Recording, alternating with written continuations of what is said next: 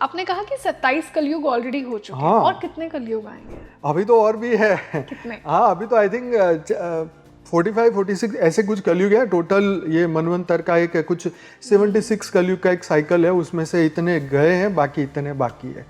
कब वो पुनर्जन्मों की जर्नी खत्म होगी कि यहाँ पे एक स्टॉप लगेगा? कब हम वो सारे लेसन्स लर्न कर लेंगे कि हमें फिर से यहाँ ना आना पड़े? आपके पास हमेशा से फ्री विल है। भगवान ने आपको कभी भी बंधन में नहीं डाला कि तू धरती पर मनुष्य ही बना रहे या देवता ही बना रहे। तुम्हारी फ्री विल है, तुम घर तो वो है ना परम धाम, जब चाहो वहां जाओ वापिस।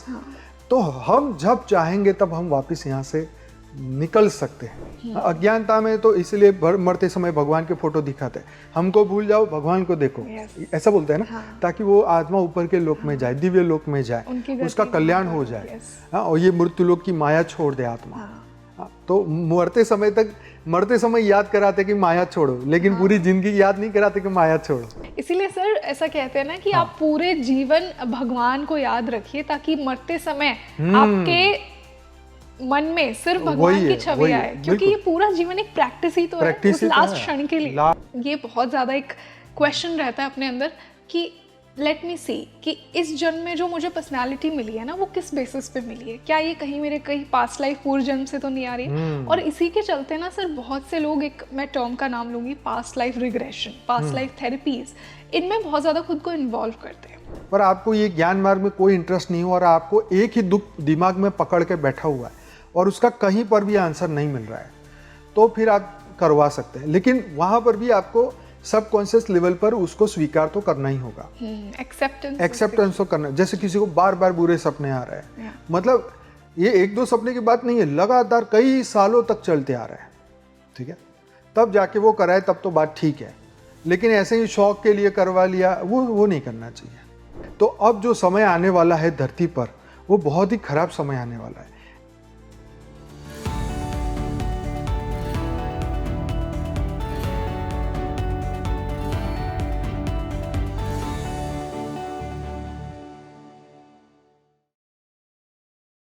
Hello everybody, this is your host Rangoli Sharma and welcome back to your favorite spiritual podcast Speaking Tree। आज मैं आपके लिए एक बेहद रिलेटेबल टॉपिक लेकर आई हूँ, जिसके बारे में आई एम श्योर हम सब कभी ना कभी सोचते हैं। स्पेशली अगर आप एक स्पिरिचुअल सीकर हैं, अगर आप अपनी सोल की जर्नी को समझना चाहते हैं ना, तो रीबर्थ, पुनर्जन्म के बारे में हम सब ने कभी ना कभी सोचा है। और अगर सोचा नहीं है तो ऐसी स्टोरीज तो डेफिनेटली सुनी है जहाँ पर कुछ बच्चों को अपनी प्रीवियस लाइफ क्लियरली याद रहती है। वो ये बताते हैं कि मैं पिछले जन्म में यहाँ पे पैदा हुआ था, ये मेरे माता पिता थे। और जब हम स्टडी करते हैं तो ये सामने आया कि सच में ऐसा था, सच में एक ऐसा इंसान वहाँ एग्जिस्ट करता था। किस प्रकार इन बच्चों को अपनी पूर्व जन्म की स्मृतियाँ याद रहती हैं, और सिर्फ उन्हें ही क्यों रहती हैं, हमें क्यों नहीं रहती है। आज हम बात करेंगे कि किस प्रकार सोल अपना कर्म सेटल करती है। देखिए, हम सबका कुछ ना कुछ कर्म तो पिछले जन्म से आया है जो हमें इस जन्म में सेटल करना है। फिर भी कुछ लोगों को ही क्यों अपना पुनर्जन्म याद रहता है? क्या सच में रीबर्थ, पुनर्जन्म होता है? क्योंकि एक वैज्ञानिक दृष्टिकोण से तो कुछ लोग इसमें बिलीव ही नहीं करते हैं। आज आपको उन सारे सवालों के जवाब इस पॉडकास्ट के माध्यम से मिलेंगे। एंड आई एम श्योर जो भी आपकी क्यूरियोसिटी है, जो भी आपके क्वेश्चंस थे, जो आपने पुनर्जन्म से रिलेटेड हमारे कमेंट सेक्शन में लिखे थे, उनके आंसर आपको ज़रूर मिलेंगे। और इसी बेहद खास डिस्कशन के लिए आज जो गेस्ट मेरे साथ जुड़े हैं, उनसे आप पहले भी मिल चुके हैं और उनके प्रीवियस पॉडकास्ट को आपने बहुत ज़्यादा पसंद किया है। मैं स्वागत करना चाहूँगी स्पिरिचुअल स्पीकर और meditation Guru Anant Bhai Patel ji. Sir, welcome to Speaking Tree. Thank you so much परम शांति। परम शांति। और thank you for inviting me. Our pleasure. बहुत अच्छा लग रहा है मुझे आज आपसे मिलके, और वो पीस, वो परम शांति की जो हम बात करते हैं, आई थिंक जब भी मेडिटेटर्स के साथ और स्पिरिचुअल गुरुज के साथ हम बैठते हैं तो उनकी ऑरा फील्ड इतनी पॉजिटिव होती है कि एक होस्ट को और जो भी ये पॉडकास्ट सुन रहा है उसे वो एक पॉजिटिविटी फील होती है उनके वर्ड्स के माध्यम के थ्रू। बिल्कुल। तो आज और हमने उतना ही रिलेटेबल टॉपिक एक चुना है जी। हम स्टार्ट इसी से करते हैं कि इससे पहले हम उन सोल्स की बात करें जिनको वो स्मृतियाँ याद रहती हैं। एक साइंटिफिक पॉइंट ऑफ व्यू से, वैज्ञानिक दृष्टिकोण से, बहुत से लोग पुनर्जन्म में मानते ही नहीं हैं। बट एक स्पिरिचुअल पर्सपेक्टिव क्या है? क्यों कुछ लोगों को ही वो स्मृतियाँ याद रहती हैं? तो सबसे पहली बात तो ये कि सभी लोगों को पुनर्जन्म को मानना चाहिए, क्योंकि ये सनातन सत्य है। आप नहीं भी मानोगे कि मैं नहीं मानूंगा तो भी आपका पुनर्जन्म तो होगा। हाँ। ठीक है, तो पहला तो ये है कि इसको मानना चाहिए। तो देखिए, एक जब ये ब्रह्मांड बनाया गया था तो ये सत्य ये था कि कर्म भोग करना। ये जब आत्मा जब मनुष्य बन के धरती पर आता है तो वो अपने कर्म करता है, और जो कर्म इकट्ठे होते जाते हैं तो उसकी डेस्टिनी बनती जाती है, उसका प्रारब्ध बनता जाता है, उसका भाग्य बनता जाता है। जी। जो भाग्य कर्म के अकॉर्डिंगली बनता जाता है उसको उसको अच्छा या बुरा उसको भोगना पड़ता है, और इसीलिए उसका पुनर्जन्म होता है। तो पुनर्जन्म होना ये वास्तविक और एक सत्य है।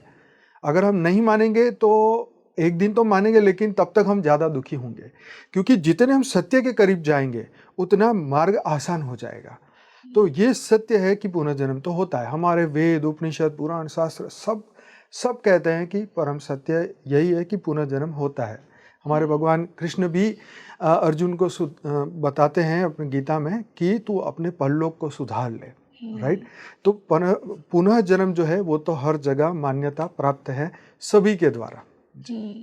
तो सर, ये जो स्मृतियां होती हैं हमारे पास्ट लाइफ्स की, हमारे पुराने जन्मों की, मृत्यु के बाद ये स्मृतियां जाती कहाँ हैं? क्या वो अगली लाइफ में कंटिन्यू होती हैं? जी बिल्कुल, ये जो स्मृतियां हैं ये कर्म बन के जो भी हम सोचते हैं, विचार करते हैं, रियल एक्शन करते हैं, ये सब कुछ हमारे कारण शरीर में रिकॉर्ड होता है। हमारे सूक्ष्म शरीर में हमारी भावनाएं रिकॉर्ड होती हैं, और ये सब कुछ हमारे ही अंदर रिकॉर्ड होता है, बाहर नहीं, अंदर है ना। तो ये स्मृतियां हमारे अंदर कारण शरीर में रिकॉर्ड होती है, और इसी से भाग्य और हमारा प्रारब्ध बनता है। हर पल जो हम सोच रहे हैं वो कॉन्शियस और सबकॉन्शियस माइंड से अंदर जा रहा है। हर दिन ये डेटा जा रहा है अंदर, हर पल जा रहा है। तो ये हमारे प्रारब्ध बन के फिर हमारे सामने आता है। तो ये मृत्यु के बाद फिर कैरी फॉरवर्ड होता है, क्योंकि 5 तत्वों का शरीर है, उसमें से आकाश, वायु, जल और पृथ्वी जो है 5 तत्वों का, तो पृथ्वी और जो जल है वो चला जाता है। आकाश, वायु और अग्नि 3 तत्वों का शरीर जो सूक्ष्म शरीर है वो हम कैरी फॉरवर्ड करके आगे लेके जाते हैं, जिसे सूक्ष्म शरीर से फिर से रीबर्थ मिलता है। वही कर्म बंधन, अगर मान लीजिए कि कुछ बुरी हमारे कर्म बंधन है तो हम फिर से वही सूक्ष्म शरीर में डेफिशिएंसी होगी, और फिर हम नए जन्म के साथ कुछ ना कुछ प्रॉब्लम के साथ हमारा जन्म होगा। मतलब शरीर में प्रॉब्लम्स हो गया, आँख में प्रॉब्लम हो गया, हार्ट में प्रॉब्लम हो गया, हम ये सुनते हैं। तो ये सब कुछ, ये इंप्रेशंस कहाँ से आई? सूक्ष्म शरीर से आई, कारण शरीर से आई। ये कर्म भोग करने ही तो हम जन्म होते ही तो कोई हैंडीकैप पैदा होता है, कोई एकदम स्वस्थ होता है। हाँ बिल्कुल। तो ये स्मृतियां आगे लेके जाती है। जो हम पकड़ लेते हैं वो स्मृति बन जाती है, जिसको बार बार सोचा जाता है वो स्मृति बन जाती है, पक्का संकल्प बन जाता है, जो हमारी सोच छोड़ नहीं पाती है, जो हम नहीं छोड़ डिटैच नहीं कर जी पाती जी। है। बिल्कुल। तो ये स्मृतियां आगे बढ़ती रहती है। सर, जैसा आपने कहा कि जो हमारी सोच छोड़ नहीं पाती है, बहुत से लोग, हमने शास्त्रों में भी ये पढ़ा है और बहुत से लोग ये कहते हैं कि मरते समय, मृत्यु के क्षण जो आपके विचार होते हैं, उन्हीं विचारों के माध्यम से एक अगला जीवन, एक अगली बॉडी, एक अगली फैमिली, वैसी ही कंडीशंस में हम पैदा होते हैं। तो इस बात में कितनी सच्चाई है कि हमारा जो मृत्यु का क्षण है वही हमारा अगला जन्म डिसाइड करता है?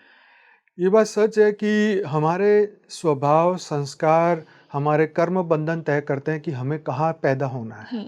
हमारी एक पीढ़ी होती है, जनरेशन्स होती है। क्योंकि हम देखिए, आज हम कितने लोगों को जानते हैं इस जीवन में, बात करें तो 10, 20, 30 नज़दीक के लोग। दुनिया तो 800 करोड़ लोगों से भरी पड़ी है, बहुत कम लोगों से हम मिल पाते हैं। तो उन्हीं के साथ प्रेम, उन्हीं से लड़ाई, उन्हीं से ये कर्म बंधन बना है। और हमारा अज्ञान, हमारी इच्छा, हमारी कामना, हमारी वासना हमें भोगने के लिए मजबूर कर देती है कि नहीं, हम यही जन्म लेंगे दोबारा। हमारा अज्ञान हमें यही कहता है कि हम यही जन्म लेंगे जी। तो ऐसा नहीं है कि कोई यहाँ मरेगा तो अफ्रीका के जंगल में आदिवासी के घर पैदा हो जाएगा, ऐसा नहीं होता है। जहाँ सोल ग्रुप होता है, ये सोल पहले से तैयार करके आते हैं, पहले से, यस, वो ऊपर से डिसाइड करके आते हैं, पहले से फिक्स होता है। जैसे राम का जन्म हुआ, कृष्ण का हुआ, सब कुछ पहले से सूक्ष्म जगत से उन्होंने फिक्स कर लिया था कि हम यहाँ जन्म लेंगे, इनके घर लेंगे। इवन गोलोक से वो आत्माएं भी उनके साथ आई कृष्ण अवतार के समय पे। राम जी के साथ में वो बंदर भी देवता बन के उनकी मदद करने आए। तो सब कुछ सूक्ष्म जगत से फिक्स होता है। हम जो सोच रहे हैं ना, ऐसा कुछ भी नहीं है, ऐसा रैंडमली नहीं चलता है, सब कुछ सूक्ष्म जगत से फिक्स होता है। तो हमारा जो जन्म है, नेक्स्ट कहाँ होने वाला है, ये सब कुछ फिक्स है। अगर हमने अपनी फ्री विल से सही गति नहीं करी, ज्ञान से तो फिर अज्ञान में तो पृथ्वी लोक के द्वार खुले ही है सबके लिए, जितने मर्जी जन्म लो। लेकिन अच्छे घर होंगे या बुरे घर होंगे वो आपके कर्म तय करेंगे, आपकी सोच तय करेगी। इसलिए अंतमते सुगति, मृत्यु के समय पे जो विचार किया जाता है वो बहुत ज़्यादा इंपॉर्टेंट है, वही आपको गति देता है। संकल्प ही वो गति देता है। अज्ञानता में तो इसलिए मरते समय भगवान के फोटो दिखाते हैं, हमको भूल जाओ भगवान को देखो, ऐसा बोलते हैं ना, ताकि वो आत्मा ऊपर के लोक में जाए, दिव्य लोक में जाए, उसका कल्याण हो जाए। और ये मृत्यु लोक की माया छोड़ दे आत्मा। तो मरते समय याद कराते कि माया छोड़ो, लेकिन पूरी जिंदगी याद नहीं कराते कि माया छोड़ो। इसीलिए सर ऐसा कहते हैं ना कि आप पूरे जीवन भगवान को याद रखिए, ताकि मरते समय आपके मन में सिर्फ भगवान की छवि आए, क्योंकि ये पूरा जीवन एक प्रैक्टिस ही तो है, उस लास्ट क्षण के लिए। लास्ट क्षण, बहुत सही कहा, बिल्कुल सही कहा। तो आत्मा देखो अज्ञान में क्या प्रैक्टिस करती है, अज्ञान में भोग विलास कामना इच्छा, पूरे दिन हम क्या देखते हैं, मुझे ये बनना है, मुझे ये करना है, मुझे यहाँ जाना है, मुझे वहाँ जाना है, ये खाना है, ये घूमना है, ये करना है, ये करना है जीवन में, यही सोचते हैं ना।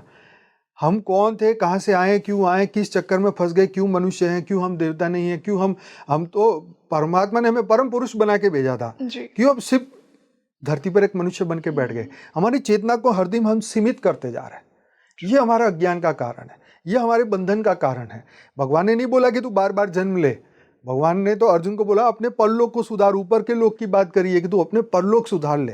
हम समझ रहे, लेकिन हम अपने अज्ञान के कारण, इच्छा कामना वासना के कारण नया जन्म लेना पसंद करते हैं, क्योंकि हमारी अवेकनिंग हुई नहीं जी। ये धरती जो हमें दिख रही है, ये जो भौतिक जगत देख रहे हैं, ये तो सिर्फ 1% भी नहीं है पूरे यूनिवर्स में, पूरे मल्टीवर्स में।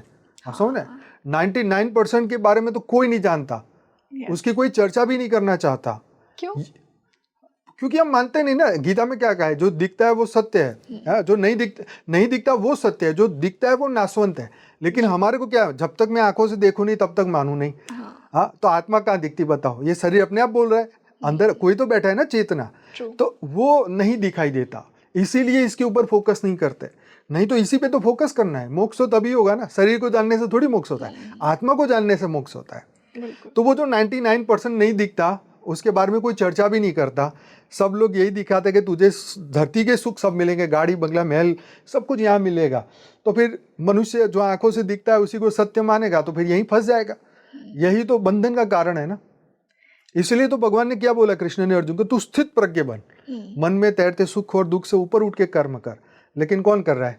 हम तो भावना में फंसे हैं, हम तो मन में फंसे हैं, हम तो मन के सुख और दुख में फंसे हैं। तो कैसे मुक्त होंगे बताओ? हाँ, कैसे तुम वापिस पर ब्रह्म बनोगे, कैसे तुम परलोक जाओगे, कैसे तुम अपने परम पुरुष बनोगे? तुम तो धरती पे ही धक्के खा रहे हो, यही मजे ले रहे हो, तो भाई लेते रहो जन्म जितने मर्जी। तो ठीक है, धरती की कंडीशन अच्छी है तो अच्छा लग रहा है, लेकिन फिर कोरोना में क्या हुआ, होगा ना सब बंद, डिब्बे में बंद हो गया ना 3 महीने, पूरी दुनिया ही बंद हो गई, सोचो। तो ये बात है, ये मृत्यु लोक है, ये अमर लोक नहीं है। ये सदा काल के लिए आप नहीं आए हो, यहाँ टेम्पररी जीवन मिला है। नचिकेता और यमराज की स्टोरी जो लोग भी सुन रहे हैं, कभी सर्च करके देखना क्या है वो स्टोरी।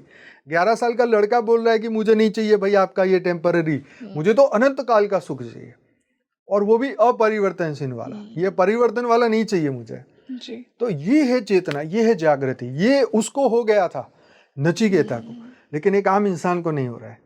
यही अज्ञान का कारण है। सर बिल्कुल सही कहा आपने, क्योंकि ये तो एक टेम्पररी स्टे ही तो है ना, क्योंकि यहाँ से हम कहीं जाते हैं, बस हमें पता नहीं है कि आगे की जर्नी क्या है, वो लोग क्या है। वो लोग क्या है, मैं आपसे जानना चाहूंगी। जो अनंत लोक की आपने बात की, जी जी जी, जो यहाँ से हम जाती है, हमारी आत्मा जो ट्रैवल करती है, वो कौन से लोक में जाती है? ऐसा है कि ये जो धरती की यात्रा है, ये भूलोक से भुवरलोक, स्वरलोक, जनलोक, तापलोक, महरलोक, ब्रह्मापुरी, विष्णुपुरी, शिवपुरी और परमधाम, ये ऊपर के 7 लोक है जिसे उद्व गति कहा है।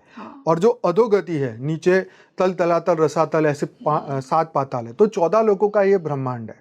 तो हमारी आत्मा की गति यहाँ से अगर अच्छे कर्म किए हैं तो हम स्वर्ग में जाके उसका कर्म का फल भोगते हैं। लेकिन जिन्होंने ज्ञान के ऊपर फोकस किया है, वो तप लोक, गुरु लोक में पहुंच जाता है। उससे और भी अगर उसकी चेतना में और उसने पूजा की है, ध्यान किया है, अगर भगवान विष्णु का किया है तो विष्णुपुरी पहुंच जाता है, भगवान राम की पूजा की है तो साकेत लोक जाता है, और गोलोक जाता है भगवान कृष्ण की है। तो अलग अलग जो लोक हैं वहाँ पर उसकी यात्रा होती है। क्या वो लोग भी टेम्पररी होते हैं? हाँ, टेम्पररी है।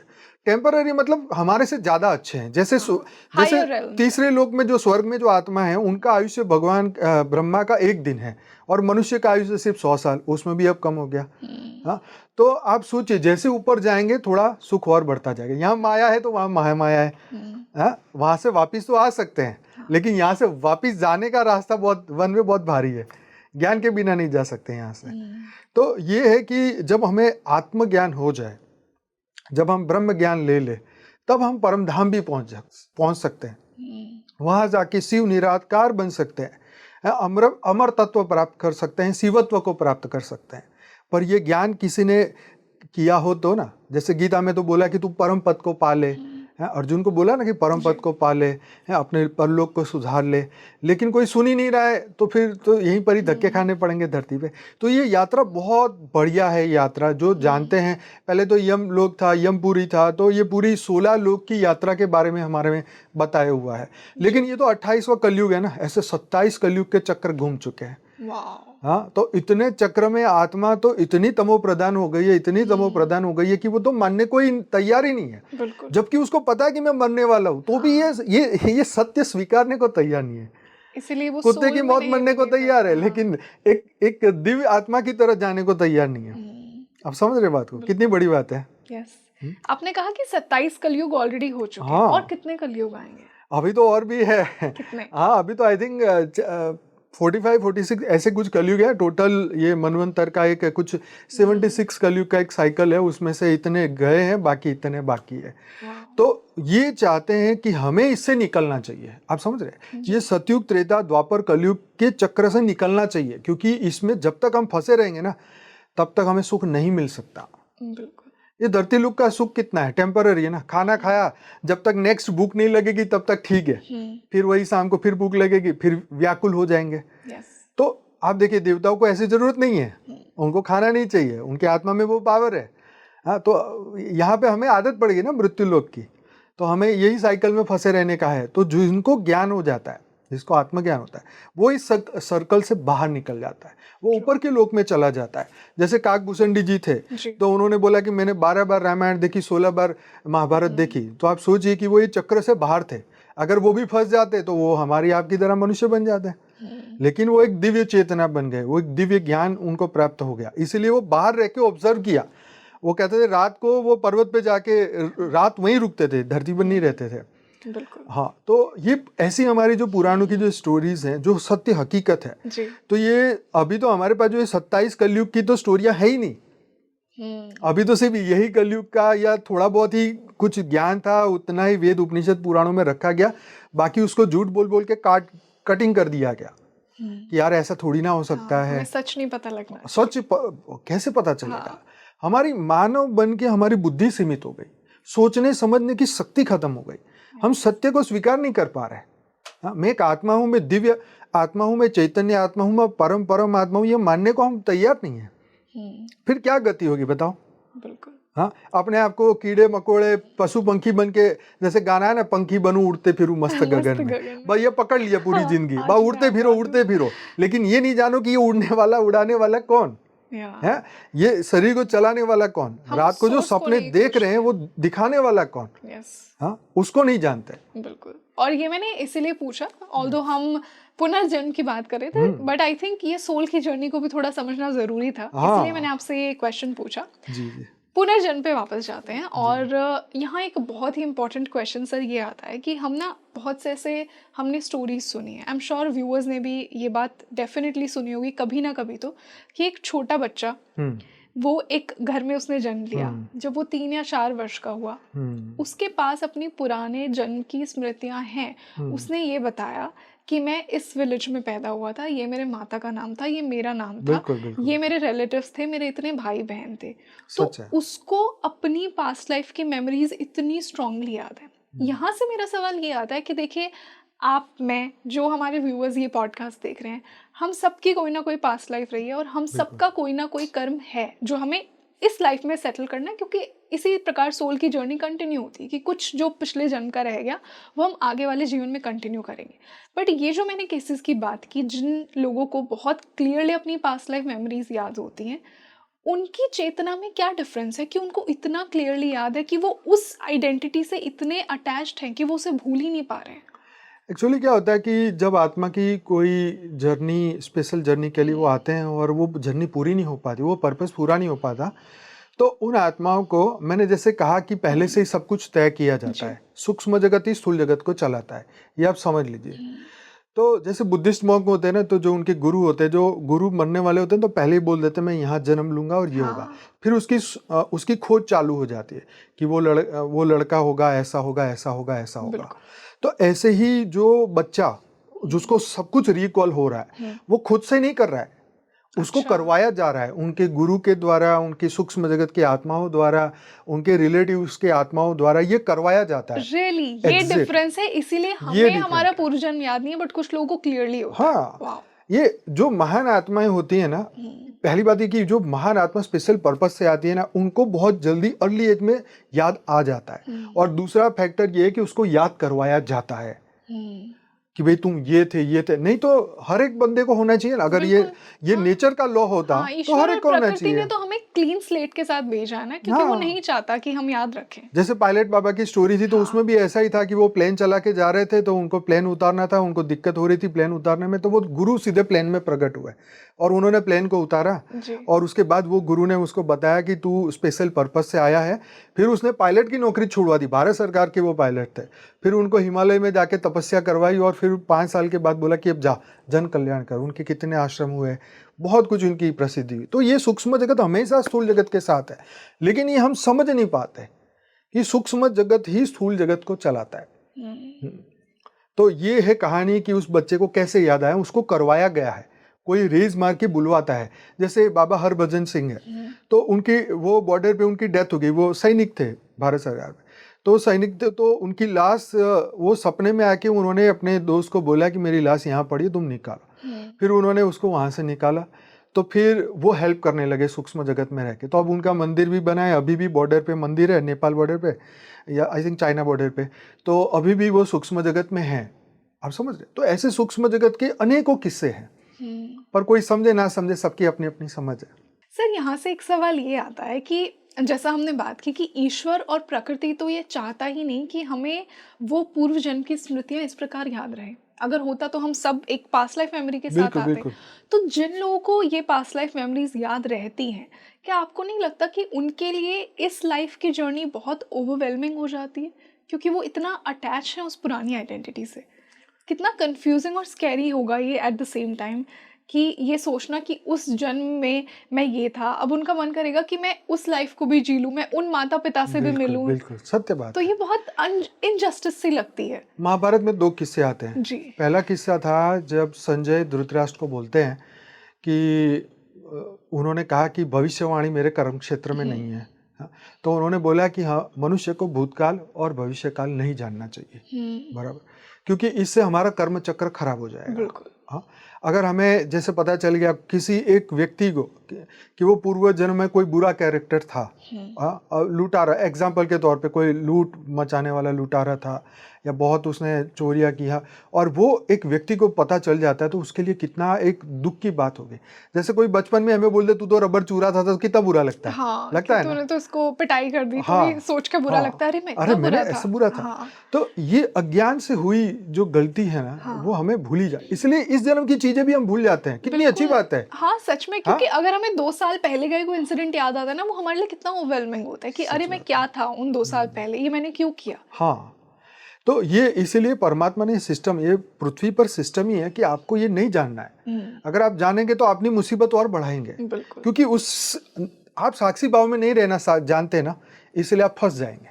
अगर आप साक्षी भाव में रहो कि हाँ ठीक है, जो हुआ वो मेरा मैं एक्सेप्ट करता हूँ, मैं जो भी था, इतनी अगर तुम्हारी हिम्मत है तो ही जानने की कोशिश करो। नहीं तो जयराम जी की नहीं जानना मुझे, क्योंकि थप्पा ही कौन लगाएगा बताओ।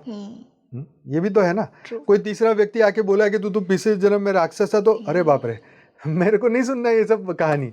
इवन हमें तो अपना हाथ भी नहीं किसी को दिखाना चाहिए। फ्यूचर जानने की जरूरत ही नहीं है।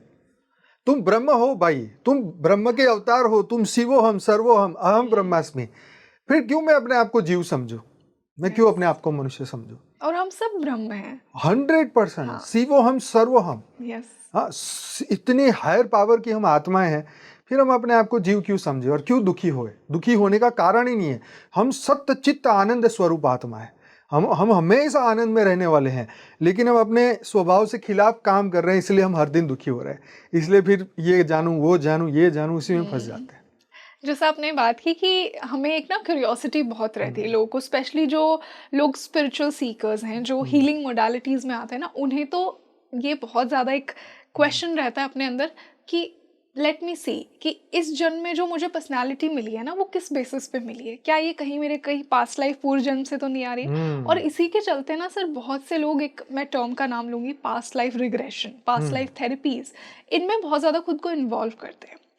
और पीएलआर के बारे में भी मेरा यही क्वेश्चन है, जैसा आपने कहा कि हमारे लिए इस लाइफ की मेमोरीज ही इतनी ओवरवेलमिंग है, तो क्या हमें पीएलआर करवाना चाहिए? देखिए, ज़्यादा अगर वो ज्ञान के मार्ग पे बिलीव करते हैं, ठीक है, वो आत्मज्ञान या ब्रह्म ज्ञान में विश्वास रखते हैं, तब तो आपको नहीं करना है। ज्ञानियों के लिए ज़रूरत नहीं है।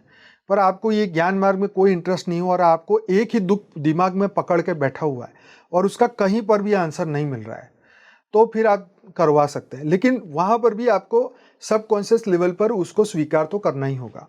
एक्सेप्टेंस तो करना। जैसे किसी को बार बार बुरे सपने आ रहे हैं, मतलब ये एक दो सपने की बात नहीं है, लगातार कई सालों तक चलते आ रहे हैं, ठीक है, तब जाके वो कराए, तब तो बात ठीक है। लेकिन ऐसे ही शौक के लिए करवा लिया, वो नहीं करना चाहिए, क्योंकि उसमें हमारे सबकॉन्शियस माइंड में तो अनंत जन्मों की मेमोरी है। पता नहीं कौन से, न जाने कौन से जन्म की मेमोरी खुल गई और कुछ ऐसी बातें सामने आ गई, तो ये अगला दिन भी आपके लिए भारी पड़ जाएगा, ये जीवन ही भारी पड़ जाएगा। क्योंकि अनंत गलतियां करते करते ही तो मनुष्य आया है धरती पर।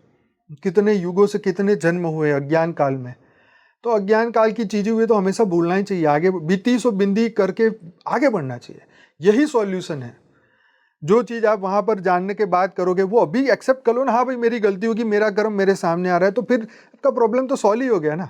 आपने तो प्रॉब्लम सॉल्व के लिए कर रहे हो ना, तो मान लो ना, अभी मान लो, हाँ जो भी है मेरे कर्म मेरे सामने आ रहा है, इसके लिए मुझे किसी को जिम्मेदार नहीं ठहराना, मैं खुद ही हूँ। बस अब उसको भोगो और आगे बढ़ो। आगे बढ़ो, बस जीवन का एक ही उपाय है, आगे बढ़ो, आगे बढ़ो, आगे। जो हमारी जर्नी है वो ऊर्ध्वगति की ओर लेके जाओ, आत्मा से परमात्मा बनने की कोशिश करो, वो जर्नी को बढ़ाओ, ज्ञान योग सेवा धारणा में आगे बढ़ो। यही उपाय है, बाकी तो कंफ्यूजन रहेगा हमेशा। बिल्कुल सर, आपने एकदम सही कहा कि जब एक्सेप्टेंस हमें आ जाती है ना लाइफ के एक्सपीरियंसेस को लेकर, और आई थिंक कुछ ना ऐसे सवाल होते हैं जिनका आंसर किसी के पास नहीं है, वो पीएलआर में भी आपको वो आंसर्स नहीं मिलेंगे, बल्कि और आपके क्वेश्चंस बढ़ते जाएंगे, वो क्यूरियोसिटी कभी खत्म ही नहीं होगी। पर देखो, पीएलआर में भी आप 2-4 जन्म का ही पीएलआर कर पाओगे, क्योंकि अनंत इतनी गहरी स्मृतियां होती हैं, मन इतना अति सूक्ष्म अति सूक्ष्म अति सूक्ष्म जाए तब जाके वो निकले। मुझे नहीं लगता कोई पीएलआर में कोई 2, 5, 10 जन्म से आगे जा सकता और है। स्टैम्प कौन लगाएगा, कौन वैलिडेट करेगा? जब तुम्हें अंत में यही मानना है कि हाँ, क्योंकि अपने मुंह से बोला हुआ वीडियो में देखेंगे तभी तो मानेगा, तो मान ही लो ना भाई, अभी इतनी क्यों मेहनत कर रहे हो, मान लो जो आ रहा है मेरे ही कर्म के कारण। अगर आपको बुरी घरवाली मिला है, बुरा घरवाला मिला है, तो ये आप ही के कारण है, ये पूर्व कर्मों के कारण ही तुम्हें मिला है। 800 करोड़ में से क्यों तुम्हें ऐसा खसम मिला, सोचिए। हाँ, तो कोई ना कोई तो कर्म बंधन था, तुमने दुख दिया है तो तुम्हें मिलने वाला है, भगवान भी नहीं बीच में रोकेगा। जब भगवान राम और कृष्ण को धरती पे इतना दुख उठाने को मिला, इतना हमारे से ज्यादा दुखी तो वो हुए। उनकी घरवाली चली गई, उनको उठा के ले गए, माता सीता को लेके गए, कृष्ण भगवान को बचपन में सब मारने को घूम रहे थे, हमारे को थोड़ी ना इतनी प्रॉब्लम है। तो फिर जब उन्होंने इतने अवतारों ने कष्ट भोगा है, तो थोड़ा बहुत तुम भी भोग लो। हाँ, अगर इतनी बात समझ में नहीं आएगी तो फिर आपको कुछ समझ में नहीं आएगा। बहुत सुंदर सर, और I completely agree to this. और जिस प्रकार हमने कार्मिक सेटलमेंट की बात की, देखिए हमारी सोल की जर्नी तो जन्मों जन्मों की है, हम आते रहते हैं डिफरेंट रोल्स, हमारी सोल जेंडर चेंज करती है, वो सेम फैमिली में रहती है, बट हम डिफरेंट एक्सपीरियंसेस करना चाहते हैं। तो कभी हम एक मदर बनेंगे किसी की, कभी एक डॉटर बनेंगे, उसी प्रकार हमारी सोल इवॉल्व होती है। बट फाइनल क्वेश्चन ये है कि कब वो पुनर्जन्मों की जर्नी खत्म होगी, कि यहाँ पे एक स्टॉप लगेगा, कब हम वो सारे लेसन्स लर्न कर लेंगे कि हमें फिर से यहाँ ना आना पड़े? कब तक का आंसर है जब तक। आप चाहे तब तक। अच्छा, आप समझ फ्री रहे? Will say. हाँ, हाँ। क्योंकि देखिए कई आत्माओं ने अपनी जर्नी रामावतार में वो भगवान राम के साथ चले गए वापस। हाँ, साकेत लोग चले गए। कृष्ण अवतार के समय में भी वो कृष्ण के साथ वापस चले गए, अपने गोलोक चले गए। आपके पास हमेशा से फ्री विल है। भगवान ने आपको कभी भी बंधन में नहीं डाला कि तू धरती पर मनुष्य ही बना रहे या देवता ही बना रहे। तुम्हारी फ्री विल है। तुम घर तो वो है ना परम धाम, जब चाहो वहां जाओ वापिस। तो हम जब चाहेंगे तब हम वापिस यहाँ से निकल सकते हैं। जैसे परीक्षित को सांप काटने के बाद भी बोला कि 7 दिन में तुम्हें मोक्ष मिल गया। उस वक्त 5000 वर्ष का उस वक्त की बात है ये, तब भी उनको 7 दिन में मोक्ष मिला और वो अपने धाम गए। ऐसे हम चाहें तो हम भी जा सकते हैं ज्ञान योग से। हम अपने कर्म बंधन को सीमित कर दें, अपनी एनर्जी को सीमित कर दें, उसको वेस्ट ना होने दें। आत्मा से हम परम आत्मा बन जाए, हम दिव्य आत्मा बने, चैतन्य आत्मा बने। तो ये हमारा आखिरी जन्म होगा। हमारे को कोई बंधन नहीं है, कोई बांध नहीं सकता। आत्मा को कोई बांध नहीं सकता। सिर्फ मोह माया कामना इच्छा वासना वैर द्वेष यही बांध सकते हैं। अगर वो इस पार्ट को हटा दो तो फिर तो तुम जीवन मुक्त हो। कौन रोकेगा आपको? कोई नहीं रोक सकता। हाँ, यही परमात्मा का सबसे बड़ा गिफ्ट हम सबको मिला है जी। तो जो जागे, जब जागे तब सवेरा। जब आत्मज्ञान हो जाए, ब्रह्म ज्ञान हो जाए, ये दुख की दुनिया तुम्हारे लिए थोड़ी ना है। तुम तो सुख की दुनिया से आए थे। अथाह सुख में रहने वाली आत्मा थे, परम परम सुख में रहने वाले, परम शांति में रहने वाली आत्माएं थे। ये तो दुखों की दुनिया में तो हम खुद ही चॉइस किया है ना। हमें धरती पे मजे दिख रहे तो हम जन्म ले रहे हैं। तो आपके जीवन का पर्पस नक्की कर लो, तभी आप निकल सकते हो। आपको ये डिसाइड करना है कि मुझे अब मृत्यु लोक में नहीं रहना, मुझे यहाँ से निकलना है। मृत्यु लोक बस खत्म, तब आप अमर लोक की ओर वापिस जाओगे, उस परम धाम में, उस परम धाम में जहां से सब आत्माएं आई है, जो परमानेंट है, जो परमानेंट है, सदा काल के लिए रहता है और सबके लिए ओपन गेट है। हाँ, तो इसीलिए वो क्रिश्चियनिटी में भी रैप्चर का कंसेप्ट आता है। रैप्चर में लोग गायब हो जाएंगे, गायब। तो यहाँ पर तुम्हारा शरीर छूटा, तुम गायब हो जाओ, परम धाम चले जाओ। यहाँ आपके पास फ्री विल है, आप जब मर्जी चाहो। तो यही है इसका आंसर कि जब हम चाहेंगे हम अपना स्व परिवर्तन करेंगे, हम अपने मन बुद्धि संस्कार का परिवर्तन करेंगे, हम अपने कर्म चक्र को सीमित कर देंगे और कर्म बंधन बढ़ाएंगे नहीं। तब हमारी रिवर्स जर्नी होगी, तब हमारी ऊर्ध्व गति होगी। भगवान कृष्ण बोलते हैं तो अपने परलोक को सुधार, तब हम अपने परलोक को सुधार के हम सीधे ऊपर जाएंगे, अपनी ड्यूटी करेंगे तब।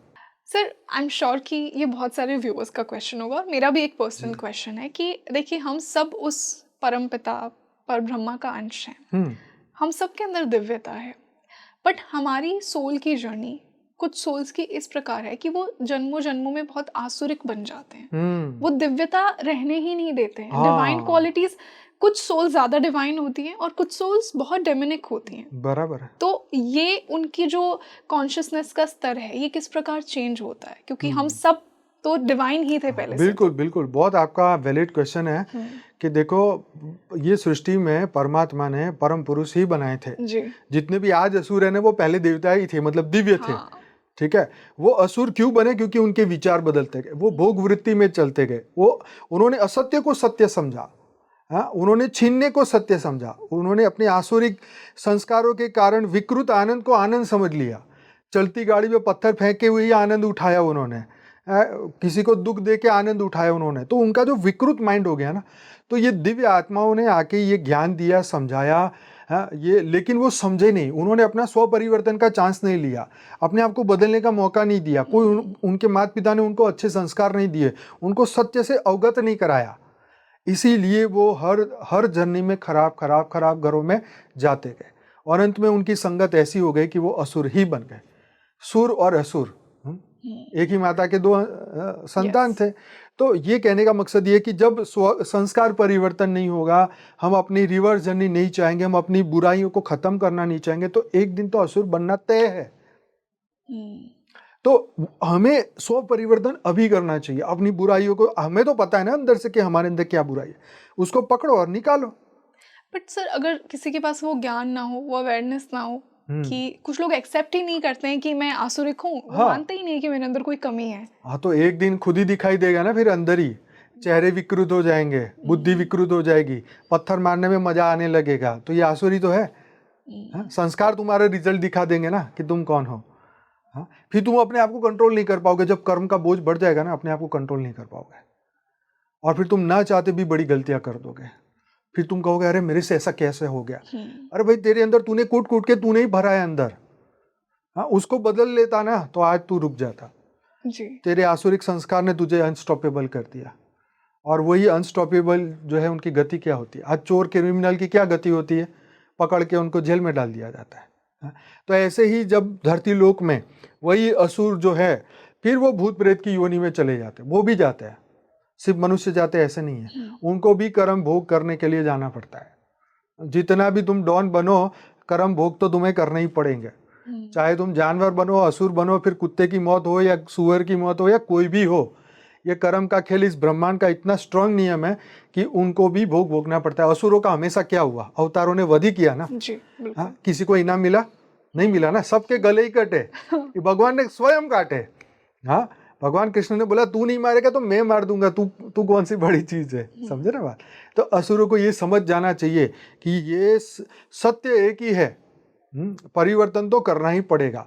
अब उनको खोज करनी चाहिए कि मैं कहाँ जाके अपना बदलूं, कैसे मैं अपने आप को बदलूं, है ना। उंगली मार डाकू को जब ज्ञान हो गया तो वही तुलसीदास बने। तो यही बात है ना, परिवर्तन किया उन्होंने। तो हर एक को परिवर्तन करना पड़ेगा। हाँ, जो वो विलिंगनेस दिखाई, जब हमारे अंदर वो विलिंगनेस होगी तभी हम ट्रांसफॉर्म कर पाएंगे। हाँ, तो वही बुराइयों को खत्म करना पड़ेगा अंदर से। सर, जो भी इंसान एक स्पिरिचुअल जर्नी पर होता है ना, आई थिंक उसकी कामना होती है। ऑल्दो ये बहुत कॉन्ट्ररी है मोक्ष के कॉन्सेप्ट से, क्योंकि मोक्ष आपको डिटैचमेंट सिखाता है। बिल्कुल। लेकिन मोक्ष की भी कामना होती है कि काश ये मेरा आखिरी जन्म हो, काश मैं सारा कर्म बंधन सेटल कर दूं, काश किसी भी न्यू सोल के साथ न्यू कर्मा, फ्रेश कर्मा में ना जनरेट करूं, ताकि मुझे फिर से ना आना पड़े। तो हाउ टू मेक श्योर, ये मैं मेरे व्यूअर्स के लिए भी पूछ रही हूँ जो एक स्ट्रॉन्ग स्पिरिचुअल जर्नी में हैं, जो मेडिटेशन प्रैक्टिसेस करते हैं और एक परम शक्ति में बिलीव करते हैं, how do they make sure कि ये उनका लास्ट लाइफ हो? वो कैसे नया कर्म ना क्रिएट करें? क्योंकि हम जाने अनजाने में कर्म क्रिएट करते हैं। अगर हम जितना भी कोशिश करें कॉन्शियसली, अगर मैं चाहूँ कि एक सोल के साथ मेरा और कर्म ना बढ़े, मैं सब सेटल करके चलूँ, बट फिर भी ये प्रकृति ऐसी है जो हम चलते फिरते हम जानवर को भी, चींटी भी हमसे मर जाती है, तो एक कर्म क्रिएट हो गया यहाँ जो ना। कास्ट शब्द आया ना वो बहुत इंपॉर्टेंट है। हमें सत्य के ऊपर विश्वास करना चाहिए। भगवान ने, अर्जुन ने जब कृष्ण को पूछा कि मैं बादलों ये कर्म करते करते बादलों की भांति छिन्न भिन्न हो गया तो मेरा क्या होगा? तो भगवान ने बोला कि तू श्रेष्ठ कर्म कर, फल तो मैं ही देने वाला हूं ना। तो तू श्रेष्ठ कर्म कर और ये मत सोच कि मेरा क्या होगा, मैं बादलों की बात, तुम्हारी श्रेष्ठ गति ही होगी। तुम्हें विश्वास करना पड़ेगा भगवान की इस बात पे कि यस, श्रेष्ठ कर्म करेंगे, काश मोक्ष मिलेगा, नहीं, मोक्ष मिलना तय है। You understand? ये भगवान के वर्ड है गीता में। तो ये फिक्स है कि हमें श्रेष्ठ कर्म करना ही है, बस रिजल्ट तो वही देने वाले हैं। इसलिए काश का कोई शब्द नहीं, अविश्वास कभी नहीं आना चाहिए। विश्वास होना चाहिए कि यही मेरा अंतिम गति मेरे हाथ में है। भगवान ने तुम्हें फ्री विल दी है, ऐसा नहीं बोला मैं कहूँगा तो ही होगा। हाँ, तुम्हें फ्री विल दी है, तुम इस मार्ग पे चलोगे तो तुम्हारा एक दिन श्रेष्ठ तुम्हारी गति होगी ही होगी। इसलिए कोई काश नहीं, कोई टेंशन नहीं, कोई स्ट्रेस नहीं, कोई अविश्वास नहीं। भगवान ने बोला है तो होगा ही होगा, बस बात खत्म। और आनंद तभी मिलेगा, विश्वास करने से ही आनंद मिलता है। अविश्वास से तो हम रोज मरते जाएंगे, अरे होगा कि नहीं, होगा कि नहीं होगा। पर ये मन की जो चंचलताएं हैं ना, ये चंचलताएं हमें विश्वास नहीं करने देती। तो उस विकलता को हमें खत्म करना चाहिए, उस चंचलता को खत्म करिए। अविश्वास जो बढ़ा रहा है ना उसको खत्म करो। जो विश्वास वाले इतने कैरेक्टर हमारे शास्त्रों में, उनको देखो ना, मीराबाई को नहीं मिला। हाँ, इतने कितने दिव्य पुरुष हैं, हाँ, सबको मोक्ष मिला, तो मैंने कौन से ऐसे पाप कर दिए? हाँ, तो वही बात है कि अपनी साधना पे विश्वास करो, अपने कर्म पे विश्वास करो, अपने भगवान पे विश्वास करो और इस ब्रह्म ज्ञान पे विश्वास करो, तो तुम्हें कोई नहीं रोक सकता है। सर, मैं मानती हूँ कि एक ना लिविंग मोक्ष भी होता है कि हम जीते जीते हर क्षण में हमें वो मोक्ष महसूस हो। घर में पानी का ग्लास भी पी रही हूँ तो मेरा और कोई अटैचमेंट है ही नहीं, मैं किसी से मिल रही हूँ, कोई अटैचमेंट नहीं है। एक लिविंग मोक्ष वो तो महाज्ञानी की स्थिति है, ये तो महाज्ञानियों की स्थिति है, ये तो महापुरुषों की स्थिति है, ये तो जीवन मुक्त लोगों की स्थिति ऐसी होती है। वो अपने लिए कर्म नहीं करते, वो दुनिया के कल्याण के लिए कर्म करते हैं, वो विश्व कल्याण के लिए कर्म करते हैं। तो उनके मन का जीते जी मोक्ष हो जाता है। बिल्कुल। और वो सदा काल के लिए परम आनंद में और परम खुशी में रहता है। ये उनका कैरेक्टर बताता है। हाँ, ये आपने एक कैरेक्टर बताया। ऐसे आई एम श्योर कि लोग साइंस जानना चाहेंगे। क्या साइंस होंगे सर कि एक सोल को मोक्ष ही मिलेगा, ये उसका लास्ट जीवन है, कुछ ऐसी क्वालिटीज आपको ऐसी सोल्स जी में जी दिखती हैं? एक तो बिल्कुल हमने लिविंग मोक्षा की बात की बिल्कुल कि वो बिल्कुल। लिविंग मोक्ष एक्सपीरियंस करते हैं, हाँ, और कुछ ऐसी क्वालिटीज? क्वालिटीज़ देखिए ऐसा होता है कि बहुत सारी चीज़ें आप जब आप अपना स्व परिवर्तन करेंगे ना, तब आपको समझ में आएगी कि देखो मैं खुद बुराई से निकल आया, अब मैं वो बुराई के बारे में सोचता नहीं हूँ। मैं किसी को 2 बातें सुना के मेरे को जो आनंद आता था अब वो ख़त्म हो गया। एक दूसरे की चुगली करके जो आनंद आता था वो ख़त्म हो गया। ऐसी जो बुराई के आनंद आप ले रहे थे अब आप वो नहीं ले रहे हैं। आपको सब कुछ मिल रहा है तो भी आप वो नहीं ले रहे हैं। जैसे नचिकेता को यमराज ने बोला कि मैं पृथ्वी तेरे नाम कर दूं, तो भी बोले मुझे नहीं चाहिए। वो है मोक्ष की स्थिति, जहाँ चाहत खत्म हो जाती, कामनाएं खत्म हो जाती, इच्छाएं खत्म हो जाती। मृत्यु लोक की चीज हमें कितने दिन सुख देगी, जब ये बात समझ में आ जाती है तो हम उसके पीछे भागते नहीं हैं। अपने निज आनंद, परम आनंद में हम रहते हैं। यही उसकी क्वालिटी है, यही उसके अंदर से आनंद आता है ना। उसको जीवन में कुछ पाने के लिए रहा नहीं है उसको, और मिल भी जाए तो ना आनंद है, ना खुशी है, ना गम है। वो तो विश्व कल्याण के लिए जी रहा है। हाँ, तो ये उसके साइन है, यही जीवन मुक्त आत्मा के साइन है। वाह। और सदा काल के लिए वो जीवन मुक्त रहता है और फिर बंधन में नहीं आता। ऐसी आत्मा को कोई बांध नहीं सकता, कोई भी उसे फंसा नहीं सकता, ना भूत, ना प्रेत, ना कोई कंट्रोल नहीं कर सकता। वो ऐसी आत्माएं सदा काल के लिए वो अमर बन जाती है। वो तो है ही अमर, पर अमर लोक का अनुभव यही कर लेती है। बिल्कुल, heaven is a place on earth. जी जी जी।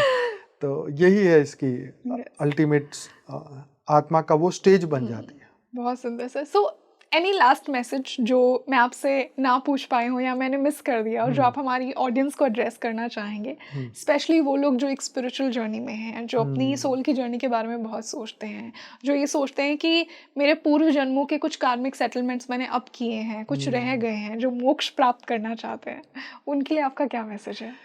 देखो, मैसेज सबके लिए एक ही है कि अब हमें मृत्युलोक से अमरलोक जाना है। हमें आत्मज्ञान और ब्रह्म ज्ञान पाके इस जीवन की अंतिम पढ़ाई को ख़त्म करना है।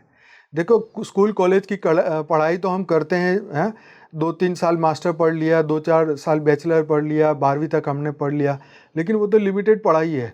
ये तो हर दिन की पढ़ाई है, हर दिन आपको इस पर चलना है, हर दिन प्रैक्टिस करनी है। हाँ, ये ज्ञान की, योग की, सेवा की, धारणा की, और ये मृत्युलोक को हमें अमरलोक बनाना है। हमें अपने ब्रह्म ज्ञान को चारों ओर फैलाना है, ताकि हम अपने और अपने साथ में आए हुए सभी लोगों का कल्याण कर सके। राइट। तो अब जो समय आने वाला है धरती पर, वो बहुत ही खराब समय आने वाला है। इसके लिए हमें तैयार हो जाना चाहिए। हमें मृत्युलोक से अमरलोक जाने के लिए बात करना चाहिए। जैसे महाभारत में भी जो माता कुंती थी, उनको उनके गुरु ने बोला कि देखो, बहुत बुरा समय आने वाला है महाभारत का, तुम अभी से निकल लो। हाँ, क्योंकि आप देख नहीं पाओगे उस समय को। तो मनुष्यों को भी जो अब समय और आने वाला है ये मृत्युलोक में, वो आप नहीं देख पाएंगे। जब भी युगों का अंत होता है या लड़ाई झगड़े होते हैं, तो वो कोई सुखदायी नहीं होता, ये दुखदायी होता है। अभी कोई धरती पे अवतार आपको लेने नहीं आए, ना राम ना कृष्ण, कि आप उनके साथ वापस जाएंगे। अभी तो खुद को पुरुषार्थ करना है। तो इसीलिए तैयारी करिए, आज से करिए, अभी से करिए। एक एक पल बहुत महत्वपूर्ण है, एक एक समय गंवाना नहीं चाहिए।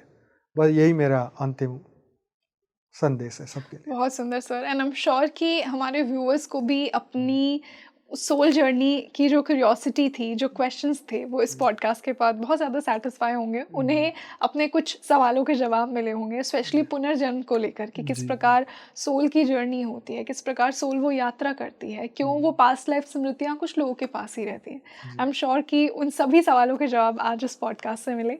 सो thank you so much for joining us today. It was a wonderful discussion with you. जी, thank you so much. Thank you. परम शांति। परम शांति। तो आप मुझे कमेंट सेक्शन में बताइए, आपने आज के इस पॉडकास्ट से कितना रिलेट किया। आई एम श्योर आपके बहुत से सवालों के जवाब आपको आज के इस पॉडकास्ट में मिले होंगे। जैसा मैंने इंट्रोडक्शन में ही कहा था, स्पेशली सोल जर्नी को लेकर, हमारी आत्मा किस प्रकार वो जन्मों जन्मों में वो कार्मिक सेटलमेंट करती है। हमने पुनर्जन्म की बात की, क्यों कुछ लोगों को ही, कुछ सोल्स को ही वो पास्ट लाइफ स्मृतियाँ इतनी क्लियरली याद रहती हैं, क्यों आपको नहीं रहती। किस प्रकार आप मोक्ष की प्राप्ति कर सकते हैं। यही मेरा इंटेंशन है स्पीकिंग ट्री के थ्रू, कि मैं आपके जो सोल क्वेश्चंस हैं उनके आंसर आपके लिए लेकर आऊँ। और आज का पॉडकास्ट ने बहुत ही ज़्यादा जस्टिफिकेशन किया उस कॉन्सेप्ट को। तो हम मिलते हैं जल्द ही एक और बेहतरीन पॉडकास्ट के साथ। इस पॉडकास्ट को आप ज़्यादा से ज़्यादा शेयर कीजिए। आपके और क्या क्वेश्चंस हैं अपनी सोल जर्नी को लेकर, वो भी मुझे कमेंट सेक्शन में ज़रूर बताइए, ताकि मैं आने वाले पॉडकास्ट में उनके आंसर्स आपके लिए ढूंढूं। साथ ही साथ मुझे ये भी बताइए कि आने वाले पॉडकास्ट में हम सर के साथ और कौन से टॉपिक्स पर चर्चा कर सकते हैं। मैं हूँ आपकी होस्ट रंगोली शर्मा। नमस्ते।